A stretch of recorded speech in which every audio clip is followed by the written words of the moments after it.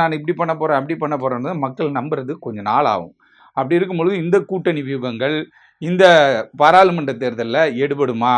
இந்த பாரதிய ஜனதா கட்சி ஒரு கூட்டணி அமைப்பதற்கு முயற்சி பண்ணிகிட்டு இருக்காங்க. ஏன்னா பாரதிய ஜனதாவும் அதிமுகவும் கூட்டணியில் இருக்கும்போது புதிய தமிழக கட்சியினுடைய டாக்டர் கிருஷ்ணசாமி கூட்டணியில் இருந்தார். அப்புறம் ஜான் பாண்டியன் அவர்கள் கூட்டணியில் இருந்தார். அதுக்கப்புறம் புரட்சி பாரதம் கட்சியினுடைய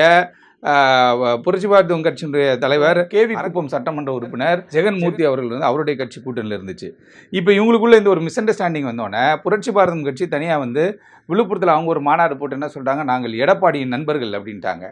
அடுத்த கட்டமாக நேற்று ஒரு அறிக்கை என்ன சொல்லிட்டாருன்னா, கிருஷ்ணசாமி பாரதிய ஜனதா கட்சிக்கு எதிராக ஒரு அறிக்கை வெளியிடுறாரு. இப்படி இருக்கும் பொழுது இந்த தனிப்பட்ட முறையில் பாலிடிக்ஸ் செய்கிறது எடுபடுமா மக்கள் மத்தியில்? இப்போ இந்த அதிமுகவில் பார்த்தோன்னா இது ஒரு பெரிய இடியாப்ப சிக்கல். ஒரு பக்கம் சசிகலா அவர்கள் தனியாக போயிட்டு இருக்காங்க. இப்போ என்ன பண்ணுறேன்னா